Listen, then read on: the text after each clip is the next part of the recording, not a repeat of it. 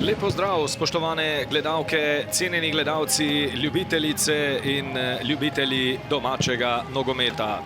V Celju na stadionu z dežele odpiramo 5. krog državnega prvenstva. Celje in Aluminij začenjata oziroma odpirata ta 5. krog državnega prvenstva tu v Knežjem mestu. V uvodu ta prenos je proti Celjanom, odkar je sedel na klop Aluminija, dobil obe prvenstveni tekmi in v predlanski sezoni z Radomljani Celjane izločil še iz slovenskega pokala. Priložnost zdaj za Medveda.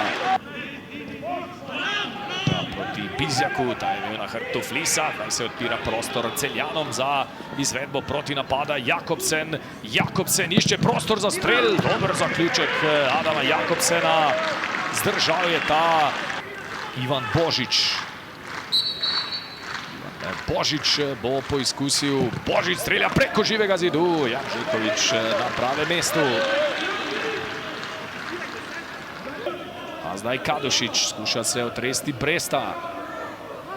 Božič, Ivan Božič vrača svetlinu. Božič, tokrat je lepo opazil Kadošiča. Kadošič s predložkom, Jakobsen poizkuša in znova na pravem mestu Luka Janžekovič. Sokler, ki je v slovenski ligi za zdaj zabil 4 gole. Flis je na koncu celo prišel do zaključnega strela.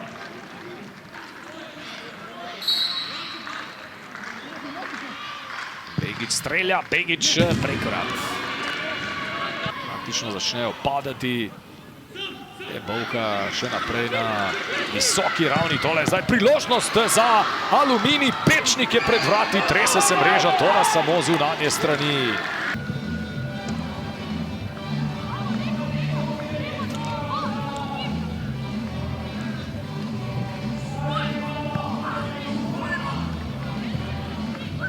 Jaz moram reči, da nisem nezadovoljen, seveda bi si želeli zmage. Jaz mislim, da smo bili bližje zmagi, da določene situacije pač nismo izkoristili, ampak na koncu je zelo pomembno, da so fantje dali vse od sebe, da so nekako bili stabilni skozi celotno srečanje. Pomembno je, da nismo prejeli zadetka, ker Aluminij je zelo neugodna ekipa, zelo nevarna iz protinapadov.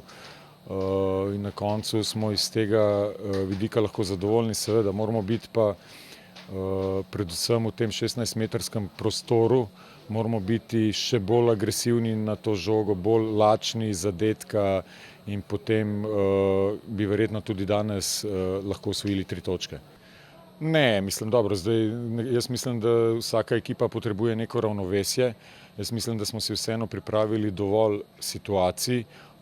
Mogoče je manjkala konkretna priložnost, mogoče nek tehnični element zadnjega pasa, zadnje podaje, pravilno vtekanje v 16-metrskem prostoru. Tle smo v teh nekih situacijah nismo najbolje odreagirali, zato tudi nismo prišli do zadetka. Zdaj, da bi normalno mi smo vedeli, da se bo nasprotnik postavil bolj defenzivno, da bo prežal na protinapade, na to smo se pripravljali, ampak kljub temu mi smo hoteli napadati, hoteli smo tudi pritiskati na njihovo obrambo, vzeti žoge. Mislim, da smo imeli kar dovolj odzetih žog, predvsem v prvem polčasu. Na koncu je pa seveda potrebno iz teh nekih situacij zadeti, če hočeš doseči zmago, ampak še enkrat ponavljam, jaz moram reči, da čestitam fantom za njihov odnos, za njihovo predstavo, ker seveda ni enostavno, ko so pričakovanja ogromna, ti pa doživiš 2 poraza, seveda je potrebno se potem dvigniti in jaz mislim, da je ta tekma dobra podlaga za naprej.